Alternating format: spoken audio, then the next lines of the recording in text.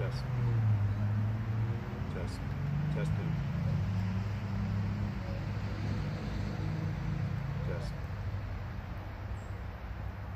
Test.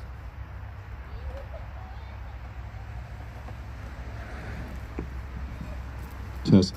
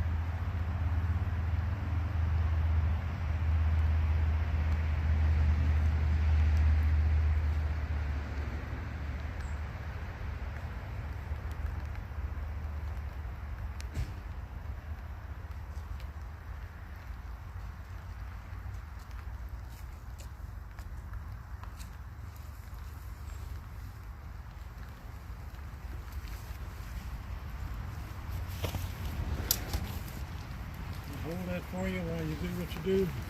I think we're okay for right now. I just want to try to keep things dry as long as possible, but it's 7. And we're live broadcasting, I believe. So we'll get started here shortly. Okay, yeah, it looks like you are.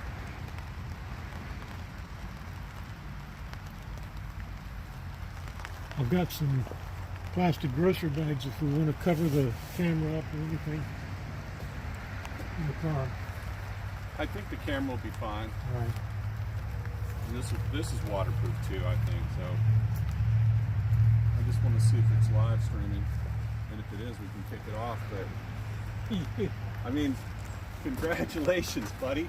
I mean, really, think about it. We had an impact. We got the milestone done. We had an impact on these people's lives. I don't know. I'm trying to see if this is going to come up. But yeah, it's awesome. It's only going to probably be you and me. I don't know if Sherry's coming. John's not coming. I think I'm just going to let that go. Is the mic okay? Mike? Is that mic okay? I think it'll be all right. Give it a plastic bag for us, you know.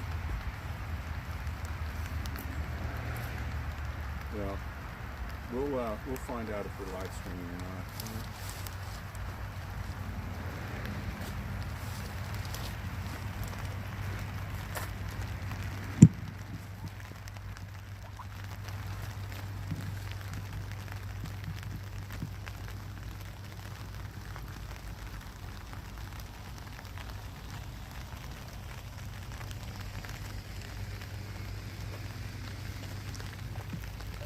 Same here. Just text me when you're ready.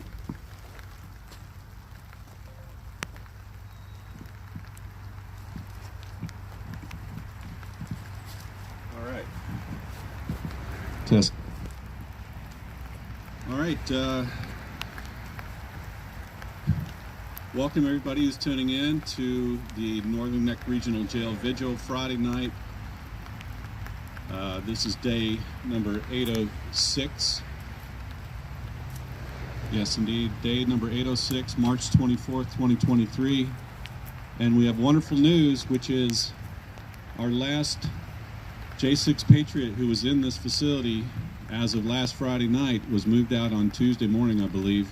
So Jeffrey Brown is now on to greener pastures and moving on, at least from Northern Neck Regional Jail. So that's great news. And congratulations to him. I know he was wondering why he was the last one here and how long he would have to endure, you know, that position. But thank God it was not that long. And so at this time we want to go ahead and say a prayer.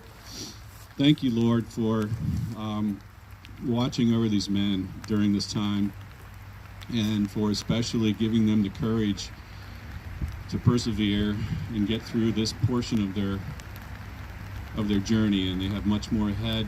They have trials, they have sentencing, and then they have to face that piece of it. But thank you, Lord, for staying with them throughout this process and for bringing together the wonderful patriots that you have to bring this to light.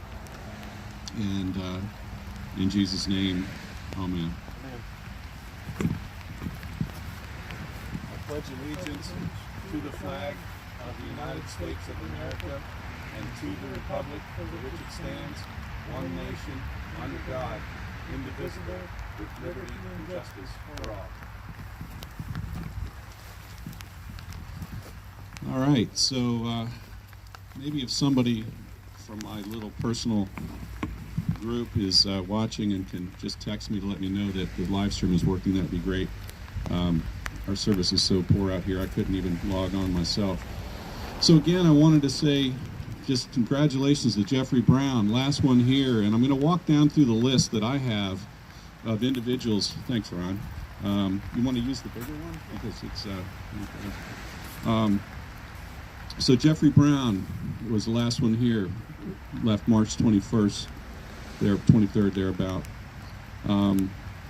Daryl Neely, Jonathan Manafo, Tim Boner, Howard Adams, thank you, James Grant, Justin Jersey, Marcus Malley, Patrick McCoy, Zachary Alam, Troy Sargent, William Reed, Andrew Taki, Barry Ramey, Brandon Fellows,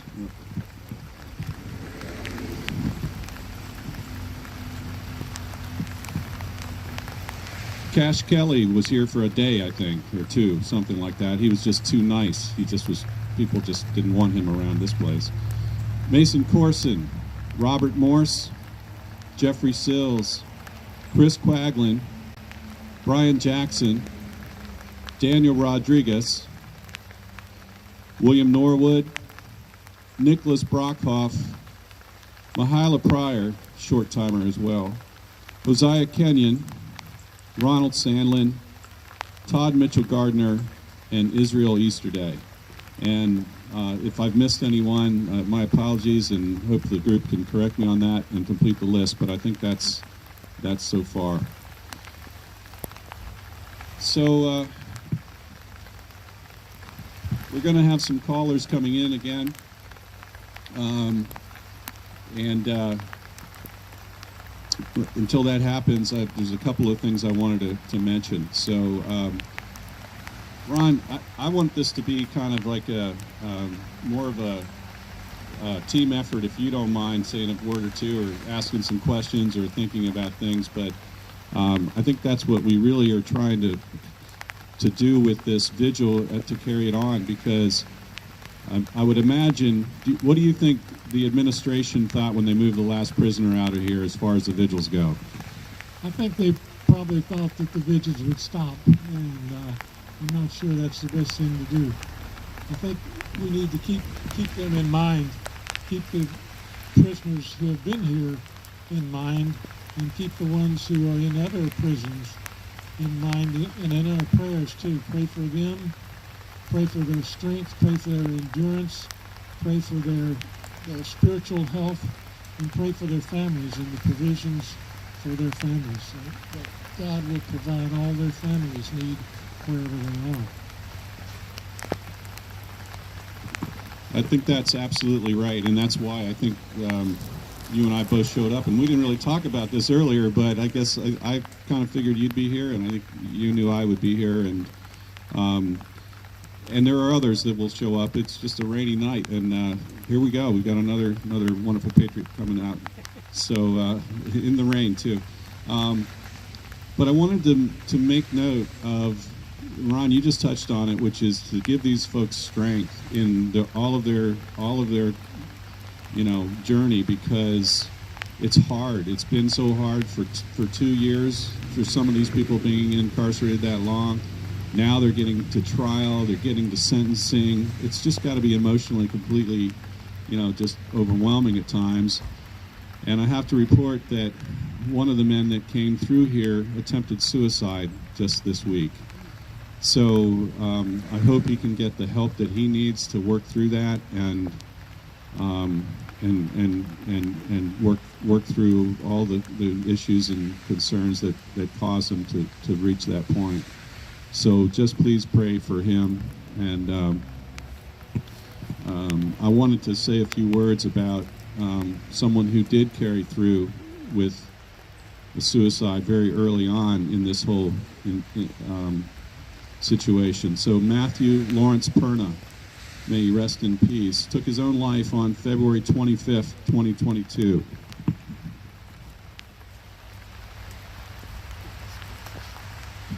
Now Matthew was not incarcerated, but he was at home arrest, and the stigmatism, excuse me, the hatred that he got from people who didn't understand the situation, the shame, all of those things just took an overwhelming toll on him. So this was his obituary. I wanted to read it. Again, this is how serious this is. These are people's lives in here that were in here.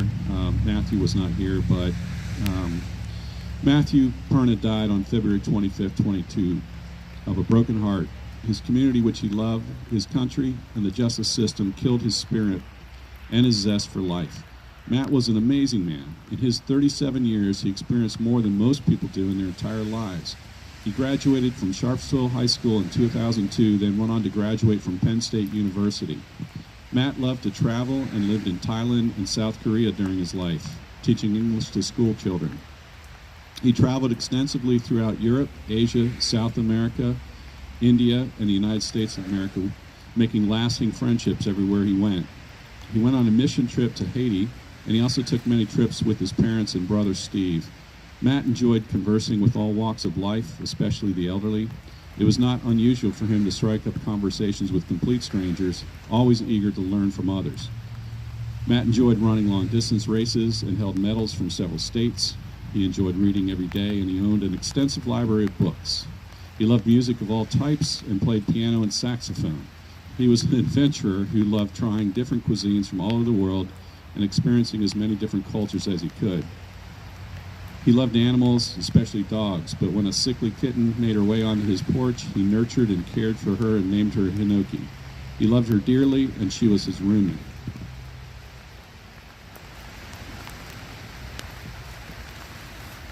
He attended the rally on January 6, 2021, to peacefully stand up for his beliefs. After learning that the FBI was looking for him, he immediately turned himself in. He entered the Capitol through a previously open door. He did not break in, as was reported. He didn't break, touch, or steal anything. He did not harm anyone, as he stayed within the velvet ropes, taking pictures. For this act, he has been persecuted by many members of his community, friends, relatives, and people who have never met him. Many people were quietly supportive, and Matt was truly grateful for them.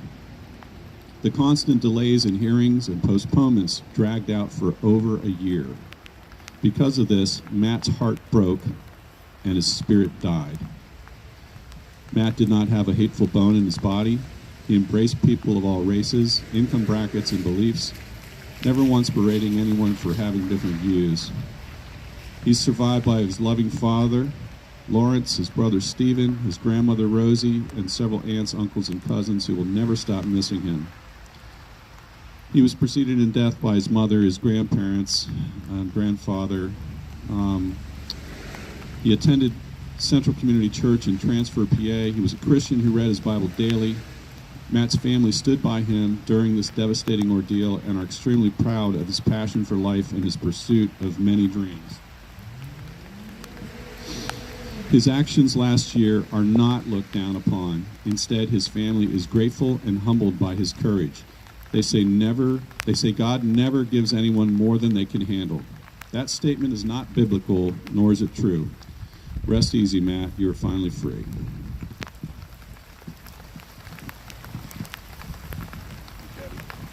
How are you? I'm here. We've got 3 wet patriots out here keeping an eye on things. And so that, again, was the obituary of Matthew Perna, who committed suicide back on February 25th, 2022. I was reading today about the number of D.C. police, Capitol Police, that committed suicide after January 6th. I think the total number was 4 that I read. And that I wonder why that's not being looked into and questioned.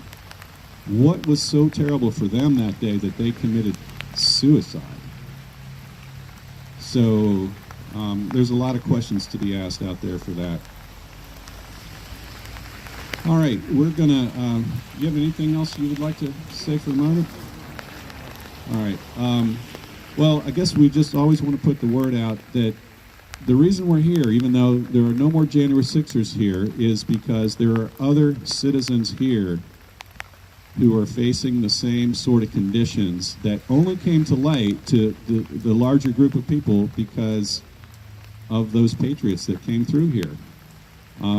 You know, they were willing and brave enough to stand up and speak out, talk to us, write letters, you know, and this jail, there are great people that work in this jail. I know there are. And the majority of them are. But they're not taking their responsibility to the Constitution seriously and the Bill of Rights. Just because you are put away into jail doesn't mean you lose your rights as an American citizen. In fact, those are more important to you than ever. So that's why we're here, and we're going to continue to be here, and we're going to continue to follow through with the J6ers, all 29 or so that I read, that went through here, and we're going to follow them through the next several iterations of their lives. So that's what we're doing.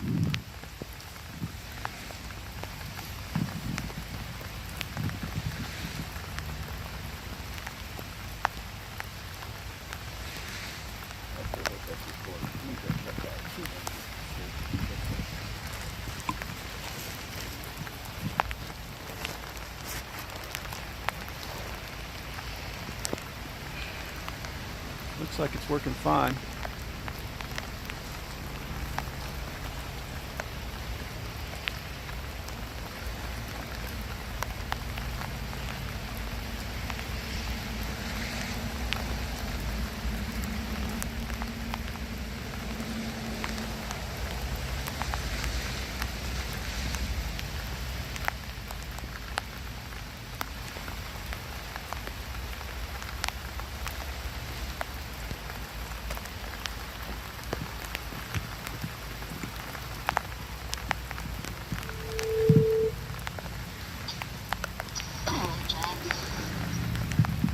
Hey, John Haynes, we're standing in the rain and we've got you on the recording. If you have just a few minutes to say hello.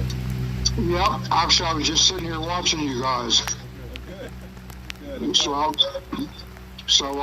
put it on pause so there won't be background noise. All right. And I'll try to chew my food fast.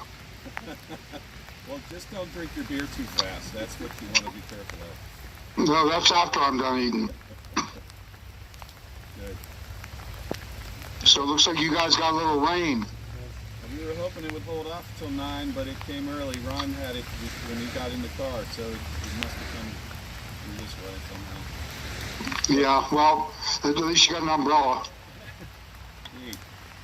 Yep, and there's 3 of us out here. So anyway, is there anything that you would like to say as far as news of the day or information? You've been talking to a lot of J6s.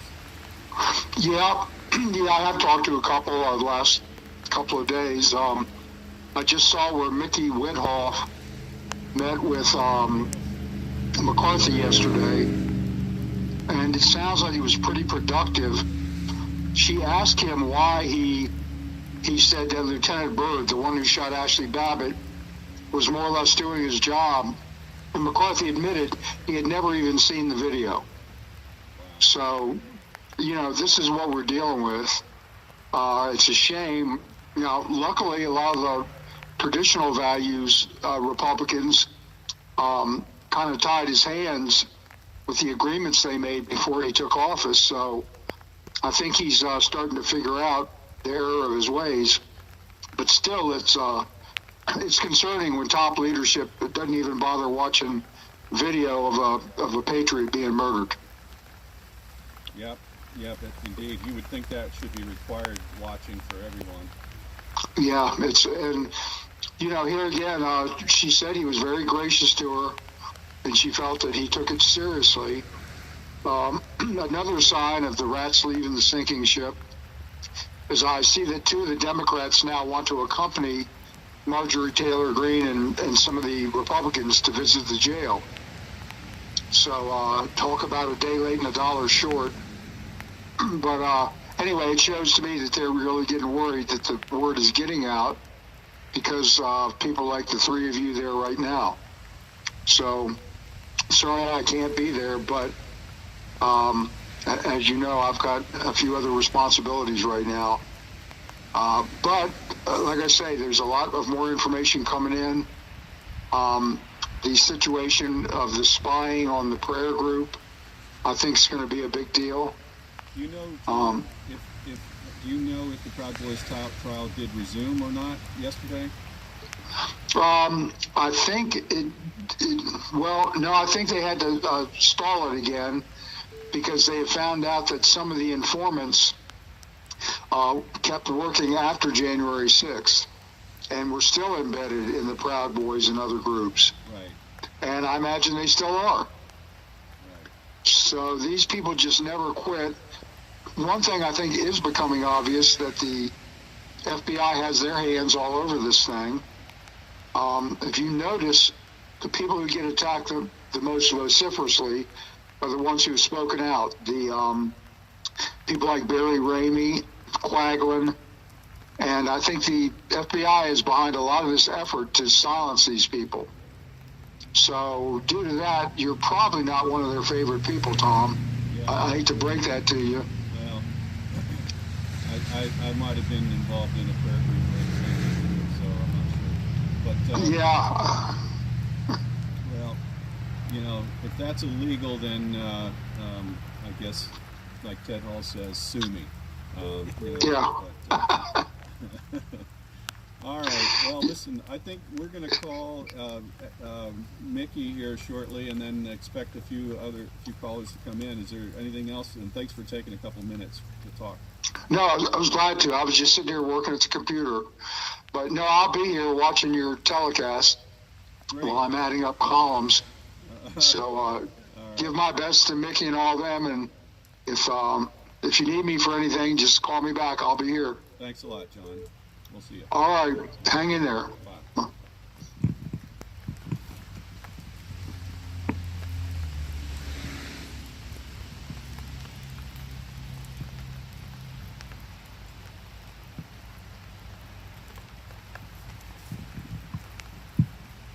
All right, we're going to call Mickey Withoff here now. She's at the Vigil in D.C.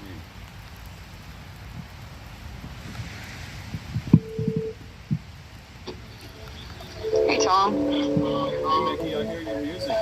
you're all set up, correct? We are. We got the tents up. It's raining here. Is it raining there? It is. We weren't prepared with the tent. We've got a couple umbrellas though. We're good. All right. All right. So you got people out there? Yeah, there's 3 of us, and I expect there'll be more coming, but you know that the last J6er is gone from here. I know it. That's exciting. Good job, guys. Yes, it is. Yeah, Marjorie Taylor Greene and the crew came here to DC jail today. Oh, good. Good. Yeah. And then I had a meeting with Speaker McCarthy yesterday too. I heard that rumor just now. So how'd that go? It went probably as well as could be expected. There's a lot went on, but yeah. So you want me to put you on live stream? You want to address the crowd? You could do that if you like. Sure. All right. Well, let me turn the music off and put you on. That's a big conference call. Okay, I'm walking to the mic. Let me get it. Where is the mic, y'all? Almost just fell down a hill. It's Tom Jeffries. He's got a minute. We're plugging up. I guess we're not ready. We're working on it though. That's fine. That's fine. Okay, you're on. All right. Hey, everyone in DC. How you doing tonight? Good. Hey, this is Tom Jeffries from Northern Neck, where the last J6er is out of there thanks to the hard work of the Northern Neck Patriots. And thank you to you all for your inspiration and your help, you know, getting us to the place where we could really get our voices heard from a lot of people. So you guys have been an inspiration, absolutely. Thank you. Thanks, Tom. Well. You guys too. You know, sparks of patriots like the ones in Northern Neck. Our hope. It's our hope for the future. Absolutely. It is. Yeah. Yeah. So what news of the court system today? Anything? I know you're probably busy with a lot of things. Well, we didn't make it to court today because we went to visitation and to go see the congressional members. Go see the congressional members visit the jail. Okay. All right. Good. So you got to walk with them or not in the jail? No, we were in the visitation room and we just saw them walk by, and then they had a press conference outside. Well, that's good. You got to see it though. I mean, and was there a mix of both sides of the aisle? There was, and they had completely different viewpoints on the day. And they hired that little video truck to sit outside the jail and show the worst of the day that it had to offer. It was on probably about a 10-minute loop. It showed all the activity outside the West Terrace, and you know, they did their best to spend a lot of money to. I'm sorry, we have protesters across the street. So. Yeah, so they did their best to shut down the day. So, oh my gosh, this guy. Well, you know, it's funny because I think I saw one of those people recently, and I understand it's an attention-getting kind of thing. So that's fine. They can go and get their attention. But you guys are there for a reason. You guys are there for a purpose. Yeah. Not stalking people, not ripping off people, not stealing. That's our guy over there. Oh my goodness. Before. Mighty Ireland sold the money. I've also heard that some of the guys that just got shifted up there can see you guys outside. So that might be JB. I heard that about. I don't know, but that's awesome if that's the case. Yeah, they can see our flags out here, and that's exciting. And they had to do their quarantine across the hall, and then they were happy to come over and sing the national anthem with C2B. So. Good. That's awesome. Yeah. Yeah. All right. Great. Sorry. So, Northern, you guys still going hard at the Northern Neck jail board, or do you guys get that under control? We haven't talked in a while, so we could use a little. Yeah. So there's that's a continuing effort, is what I'll say here tonight. But I'll make it clear and plain. We're not going away. We said that before. This is about, you know, citizen rights, human rights. I'm not going to take this call from the jail. Hey, Nikki, love you all, and thank you so much, all right? Thank you, John. I mean, Tom. Appreciate it. Tell Tom I said hi.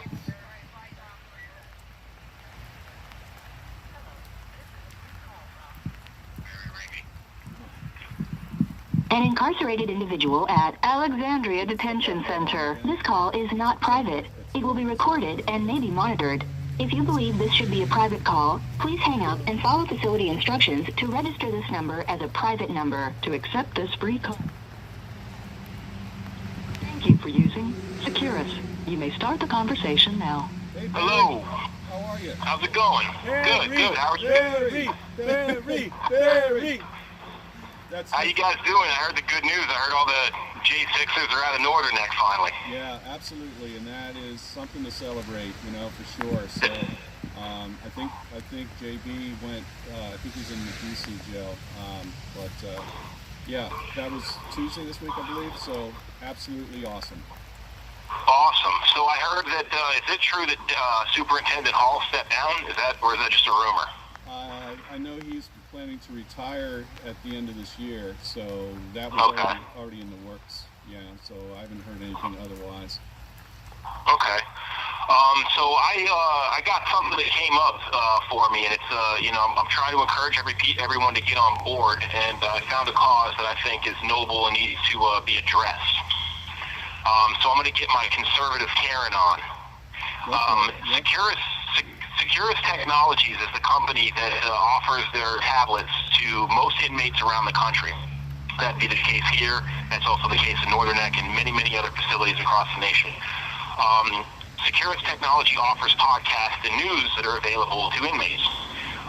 When I did an analysis of the options and the content for media and news, there's only one side represented. 100% of all news and podcasts is far left-leaning. Not even centered. Not 99%, not 90%. 100% of all news podcasts and news are far left-leaning, such as PBS, CBS, New York Times, ABC, and even Joy Reid's podcast, if you can stomach that. I'm trying to encourage everyone to get behind this cause and hashtag confront Securus. They have an email address, which I'll give in a moment, where we're encouraging people to send them an email and demand that they give the full political media spectrum and stop this bias censorship. There's a lot of people incarcerated that I've encountered personally that either didn't understand conservative values or even aligned with them and didn't have options to view their news. If we continue to allow this far-left progressive Marxist-induced push to continue to censor us, continue to block us from getting heard and voicing our First Amendment right, then they're going to win, and they're already winning. And we need to get together, we need to band together, and we need to hashtag confront Securus. And the email address is Family Friends Support. That's Family Friends with an S, support at securustechnologies.com. I'm encouraging everyone to write them an email, ask them why they're doing this, and demand that they put on a larger option of news and podcasts so people can get and enjoy the full spectrum of political news. This isn't okay, and this is just a microcosm of a bigger picture, but we can take this one step at a time. So again, the email is familyfriendsupport at securustechnologies.com. If anybody wants more information, they can go to my fiance's True Social page at Osprey_Sensei, and we wrote a post about it with the link and everything and a template email that people can use. And we're asking people to share that post to get the word out, to encourage people to email them and ask them and demand that they put on a broader spectrum of news and not just far left-leaning, because it's wrong. Oh, that's an awesome effort. And how did you come across that? Was it you kind of saw that gradually over time using the Securus app, or what made you think about this, Barry? Well, when I got the tablets first, it was in Northern Neck when they finally came around, and immediately I noticed, well, this is all far left-leaning news. Then I got to Alexandria, where I was given the same exact tablet platform, and I noticed, well, it's the same thing. Then I had the luxury of talking to a few other inmates who have been incarcerated at other facilities, and they had confirmed that it's always the same thing. Okay. And Gotcha. so, yeah, I definitely want to encourage everyone to get behind that and email them, demand that they change this. They can easily add other options, and we have to take this head on, little bits at a time. We can't continue to allow them to shut us up, and they do this on so many different levels. This is just one, but it's one that I think we can actually affect a change on. Yeah, awesome. We're going to spread that out for sure. All right, cool. So tell us about your situation right now. What are things like for you, and what do you see coming up?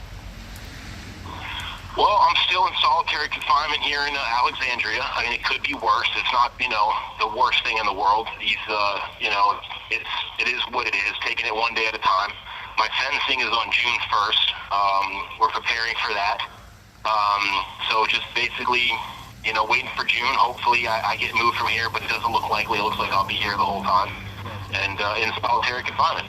Right.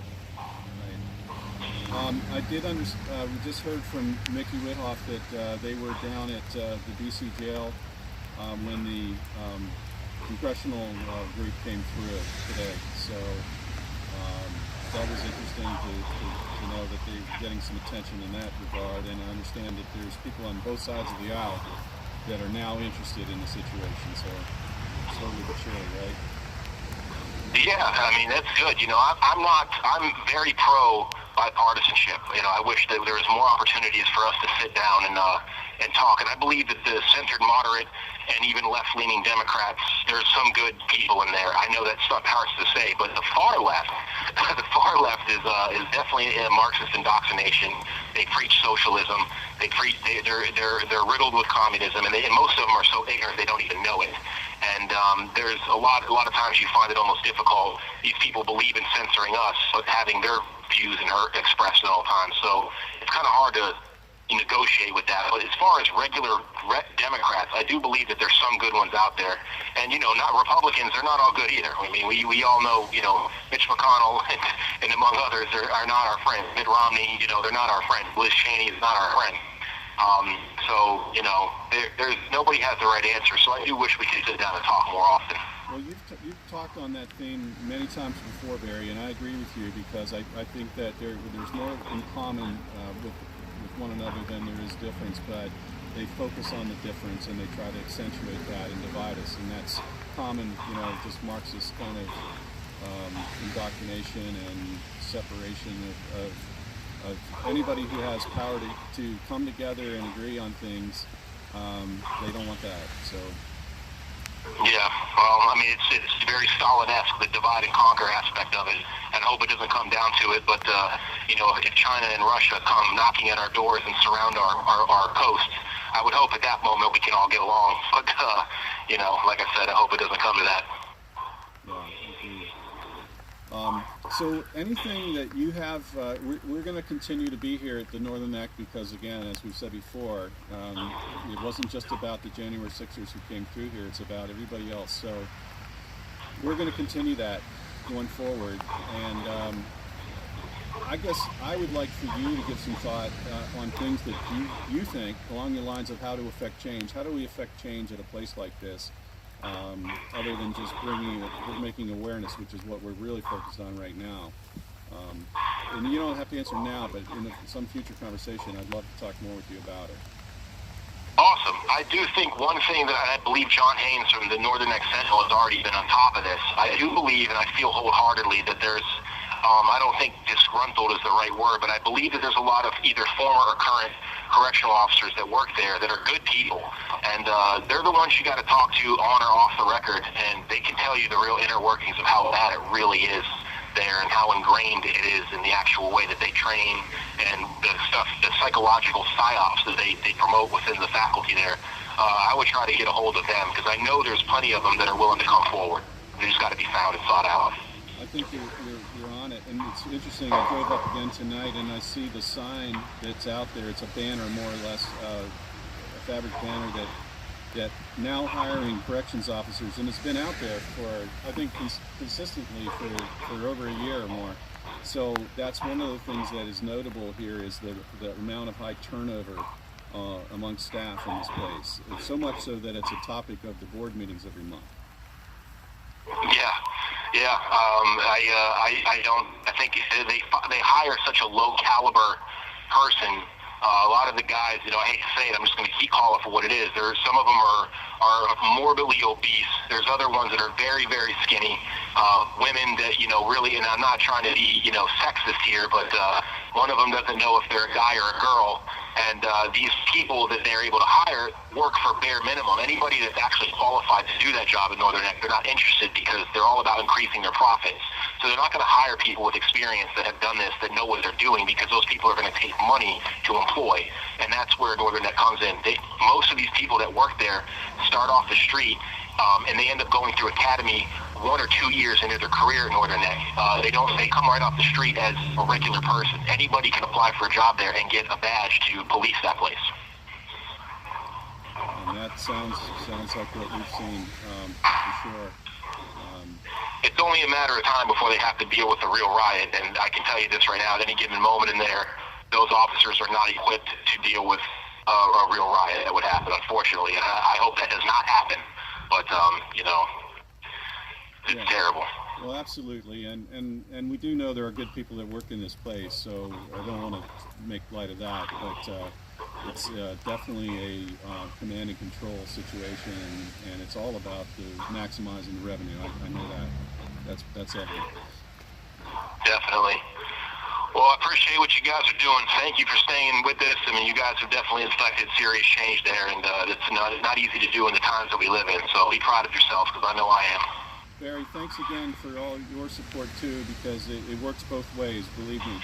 And say again the email address, etc., for the effort you just mentioned earlier. Absolutely. So it's Securus Technologies. They only supply far left-leaning news and media to the tablets across the nation for inmates incarcerated within facilities that they support. We're encouraging everybody to go to family, friends, plural, friends support, family, friends support at securustechnologies.com. Send an email demanding that they change and offer more content when it comes to media for the full political spectrum. Awesome. Thank you, Barry. Appreciate it. You have a good night. Hey, God bless you all. God bless the USA. Keep doing what you're doing, guys. Good luck and be safe. Good night.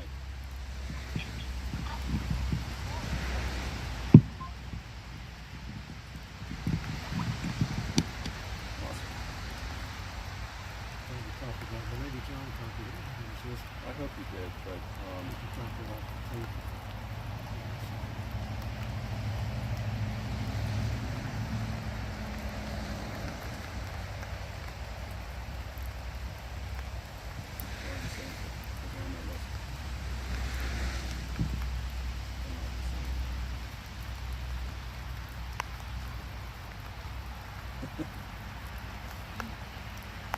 so, what do you have to say? Well, my son has been having a horrible time. Do you want to talk about any of it on the live stream or not?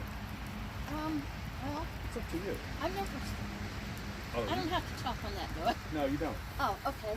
My son is a severe epileptic. Okay. Sometimes when he has a seizure, he's unconscious for 3 hours, and he really is. He has to have his medication. If he doesn't have his medication, he could literally die without his medication. Well, they were giving it to him sometimes, yeah, sometimes no. Instead of three times a day, maybe they'd give him one. Maybe they wouldn't give him any for 4 or 5 days in a stretch. And this was going on for months and months and months. The last week, he had a horrendous seizure.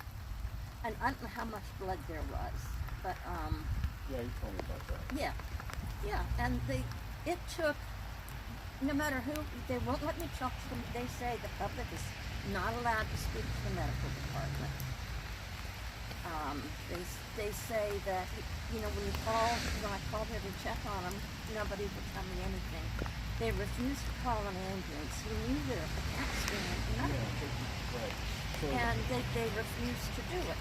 Well, it took Congressman Whitman and 2 Virginia state policemen calling here to take him from his bunk to medical. And they've been giving him, well, at least his neuron now. They're still not giving him some of his other things. But they're at least giving him his neuron now. But it took a phone call from a congressman to have him looked at. So is it better now, though? Yeah, since the congressman, other things are going bad. Well, But they're not stealing his medication anymore. do you mind if I summarize that on the thing here? No, go ahead. I won't use your name. I'll just say a mom of a current inmate here. But I mean, they were stealing tons and tons of this neuron.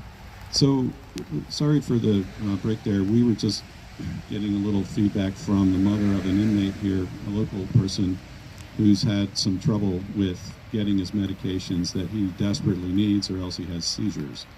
And it took a lot of complaining, showing up at a jail board, getting a congressman involved in the state police to finally do something about it.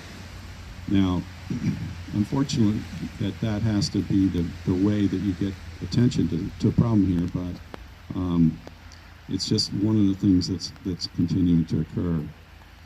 So definitely keep us informed on that. But I don't understand how the nurses can just keep stealing this medication. Yeah, I don't know how they can do that. Well, they do it, but Well, I'm gonna. but they're not called on the carpet for it. They just Right. can do what they want to do. So there's a list of continuing issues here we have to follow up on. I've got to make a quick call before we get another call in here from another individual.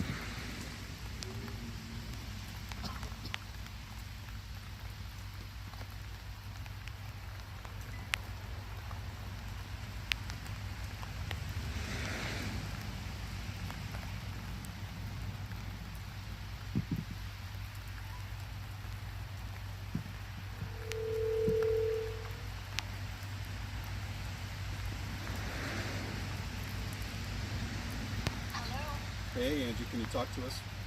Yeah, sure. Great. I'm going to put you on the microphone here. All right. So I've got here Angie, who is a proud mother of a J6er who came through this facility called the Northern Neck Regional Jail. And thank you for letting us talk with you a little bit and tell us a little bit about what's going on and what you know in House Mason and whatever you'd like to speak about. So, hello everybody. So yes, my son Mason Corson spent, unfortunately, 11 solid months at Northern Neck Regional Jail. Luckily, he is at Lewisburg now, in Pennsylvania, USP Lewisburg, and doing much better there. Much to thanks to people like you, Tom, and the Northern Neck Patriots, I do have to say. But he had a sentencing pending on March 31st. They moved it to April 14th. And my understanding is there's a good possibility it will be delayed another week or two after. So we're not really sure right now where that's going to stand for a sentencing date. Now, is that having to do with other things moving through the court? Is it on an individual basis? It sounds like there have been a lot of delays around the With him in particular, I believe, I'm not 100% sure, but I do believe it's because his attorney is Nicholas Smith, who is also Ethan Nordine's attorney in this Proud Boy trial, that, as some of us know, has been going on over 2 months. And it's taken so long. And because of that, we just needed more time to prepare for Mason. So unfortunately, Nick is still there every day in D.C. with that trial. And so I was not really online watching things today, but did that trial resume after they paused because of the informant issue? Or Yeah, so it did resume. They had one witness on, and we are being told that that informant was told they had to stay in D.C. until Monday, and apparently most likely she will be taking the stand on Monday. So that came to a very disturbing, heartbreaking surprise to all of us. Right. Well, and it's pretty clear that a lot of this is driven by the FBI, and that picture is becoming much clearer every day. Yeah. It's just, it's caused us, it's caused me specifically, this person I was close to, this person, was on prayer calls with us every week. We all trusted and confided in her, and, it was a big lesson. It's a big, terrible lesson for all of us, Well, that's right, especially when you're going through something like this and you think that you've got supportive people. I do think about that from time to time, about how easily folks could infiltrate a group of fiscally patriotic folks just trying to get through a problem. Right. Why not? Right. They're going to do whatever they can. So. Right. So it's been tough. It's been tough. You know, I do, if it's okay, Tom, are you in Lewisburg today, or are you in, We're at Northern Neck. you're in Northern Neck, okay. So I do want to just request for all of those that are listening, some prayers for Josiah Kenyon, who was at Northern Neck with Mason and everybody else for also about a year. He's having some struggles, and he has recently been put in solitary confinement there in the hole. And just a lot of prayers for his mental health and stability. And I have spoken to his wife, who, you know, also just prayers for the family. You know, it's gotten to the point that these men, it's just been a long time, Tom. It's been a long time. You know, some of these guys have been in the full 2 years and not a lot of motion and still no sentencing. A lot of them haven't even seen their day in court. They still haven't been found guilty of anything. And you know, these guys who I believe are the bravest and the strongest amongst many that were there that day, you know, it's starting to take a toll on them. And, you know, we just need a lot of prayer. I think that's so accurate, and thank you for bringing that up. And I think that's also what I want to see. Our mission here is every one of them that has touched this place. I think the Northern Neck Patriots have some obligation and duty to continue to support them and follow them through this journey in whatever way we can help.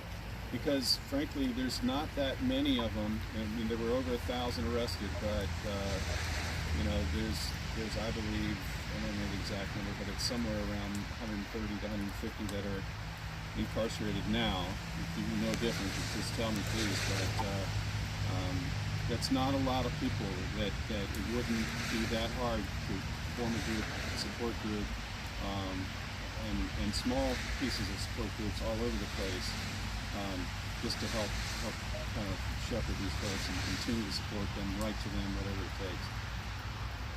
Yeah, 100%. And I think it's great that you guys are still out there in Northern Neck, because I think, you know, you and I have discussed this privately, that the thing is with the J6ers there, you know, they're a different breed. They're just outspoken. They're men who stand for what they believe in. And, you know, perhaps because of groups like yours and these men being who they are, it was easier to bring acknowledgement to the terrible situation inside Northern Neck. You know, these men didn't have the fear that a lot of your average, for a lack of other words, inmates may have to come forward. And I think too that a lot of inmates just feel they're in jail and this is how it is and this is what they deserve.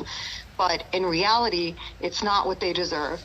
It goes against all their human rights, and there's no one to really speak for them, which I feel is the saddest thing. You know, it's all part of prison reform and it's a part of awareness.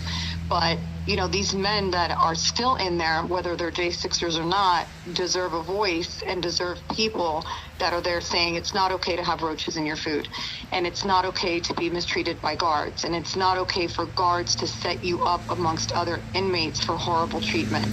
And, you know, I could go on and on and on about that, as you know. Well, and you're hitting the big ones for sure right there. And not to be able to have complaint forms or to have your complaints disregarded and not having proper medical treatment. Some of those stories are just real heartbreaking of the rashes and you know, just by the time you were able to see someone for medical help, the issue hadn't even resolved or, you know, gotten worse. So it's just those are the things that we want to continue to fight about. Yes, definitely. And that's why I always say I appreciate everything you guys do and the time you spend, and, you know, that you continue, just because our guys are out of there, you know, you continue trying to do the right thing. And that's the only thing, and that's the best thing we can do. So, Angie, thanks so much for your support and also the networking. I know you're feeling stung right now, but you have to be brave, and you have to reach out, and you have to talk with people and make connections through this, or else we're not going to get through it. No one of us is strong enough to do it. So yeah, once in a while we're gonna hit a roadblock, but keep it up and keep the faith, okay? And thank you so much. And listen, we have a new group on Wednesdays. Hope I see you there next Wednesday. And, you know, it's not going to deter me from trying to bring families together and, and supporting these guys inside. You know, you take one bad seed out of the many that I've come across, and it's not enough to stop me or to have any fear. And, you know, I've always spoken our truth, Mason and myself. And, you know, I don't fear anything in reference to her situation. I just think it's horrible. But, you know, what she's done regardless. But, you know, it's not going to deter the few of us that are out there really standing, you know, up for these guys. So I appreciate you once again, and I thank everybody who's listening for listening. And, you know, that's it. We can just try to keep pushing forward. You know, I'm seeing the light at the end of the tunnel, and I think things are changing, and I think more truth is coming out slowly. And I think even those of you that follow this Proud Boy trial, although the judge is not doing the right thing, but you see the proof in black and white, you know, even if your views aren't the same as ours, you have to stop and think, what's going on here? And, you know, I think that that's good. I think that that's ultimately good. Absolutely agree. The light of day is what we need, for sure. So thank you again. Yeah. All right. Thank you. Give our best to Mason. Absolutely. Thank you.